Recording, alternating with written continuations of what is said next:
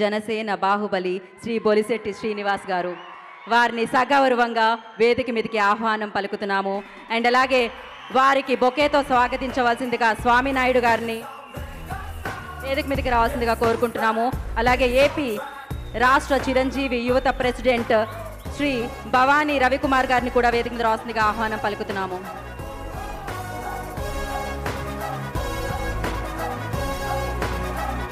భవానీ రవికుమార్ గారిని కూడా వేదిక మీద రావాల్సిందిగా ఆహ్వానం పలుకుతున్నాము. వీరిరువురు శ్రీనివాస్ గారిని వెల్కమ్ చేయవలసిందిగా కోరుకుంటున్నాం.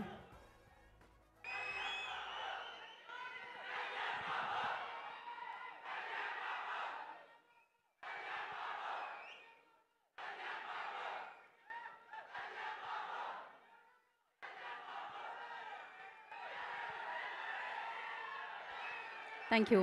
అండ్ ముందుగా శ్రీనివాస్ గారిని మన ఎమ్మెల్యే గారిని మాట్లాడాల్సిందిగా కోరుకుంటున్నాము.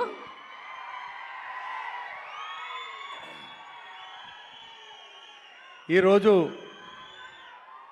దేశవ్యాప్తంగా చిరంజీవి గారి పుట్టినరోజు పండగ జరుపుకుంటున్నటువంటి మెగా ఫ్యాన్స్, మెగా కుటుంబ సభ్యులు, పవన్ కళ్యాణ్ గారి భక్తులు, అదేవిధంగా వీర మహిళలకు, నా అక్క చెల్లెళ్ళకు అందరూ కూడా పేరు పేరున ఉదయపూర్వ నమస్కారం.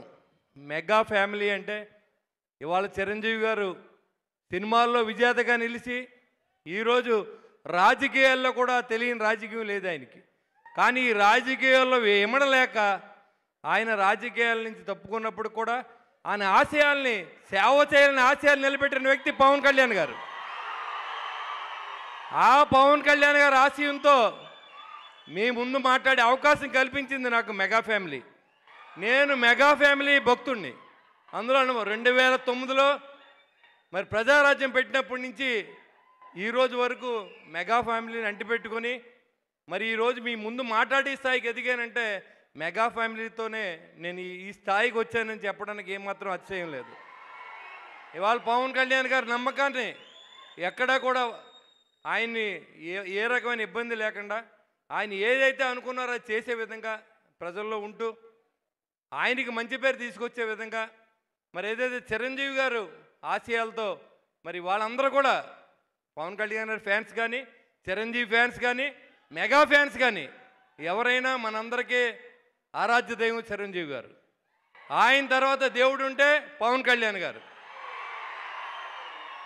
ఇవాళ చాలామంది సినిమా హీరోలు పుడతారు, చాలామంది సినిమా హీరోలుగా ఉంటారు.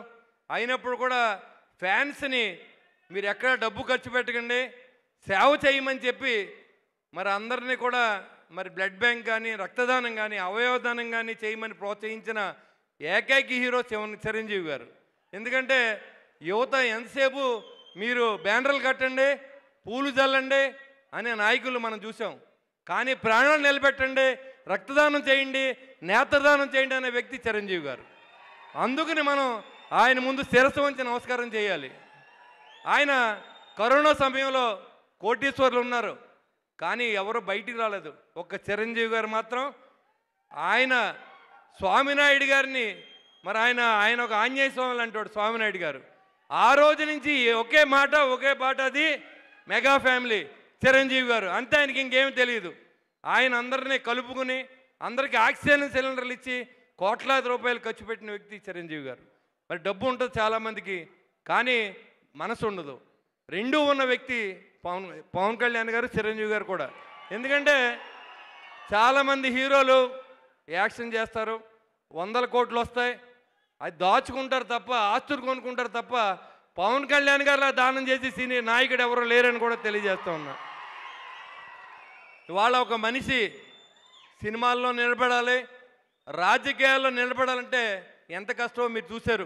2009లో ప్రస్థానం, ప్రజారాజ్యం, దాన్ని నిలబెట్టుకుంటూ 2021లో 2025, 24లో మరి ఉప ముఖ్యమంత్రిగా మరి ఆ స్థాయికి ఎదిగారంటే చిరంజీవి గారి యొక్క ఆశీస్సులతో మరి పవన్ కళ్యాణ్ గారు డిప్యూటీ సీఎం అయ్యి 21, 28 గెలిచి మీ అందరి సహకారంతో ఇవాళ మీ అందరూ ఉన్నారు కాబట్టే ఈ మెగా ఫ్యామిలీకి ఆశీస్సులు, రక్షగా కూడా మిగులుతూ ఉంది.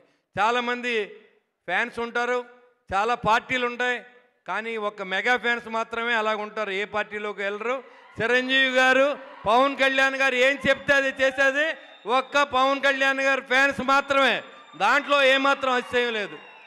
మరి ఈ సేవ చేసి తెలుగు రాష్ట్రాల్లోనే కాదు ఎక్కడైనా కానీ మీరు 10 మందికి సహాయం చేయండి అని సినిమాలు కూడా మీరు 3 దానం చేయండి, నాకు థ్యాంక్స్ చెప్పొద్దని చెప్పినటువంటి ఆ ఠాగూర్ సినిమా దగ్గర నుంచి, మరి ఆయన కుటుంబాన్ని పట్ల బాధ్యతగా ఉండి కిడ్నీ దానం చేసిన విజేత సినిమా దగ్గర నుంచి, ఖైదీగా ఎదురు తిరిగి సమాజంలో ఒక మంచి నిలబెట్టడానికి చేసిన పోరాటం దగ్గర నుంచి మెగా ఫ్యామిలీ చరిత్ర మరి ఈ రోజు వరకు మనం ప్రస్థానం కొనసాగుతూ ఉందంటే ఆయన పడిన కష్టాన్ని మరొకసారి మనం తెలుసుకోవాల్సిన అవసరం ఉంది.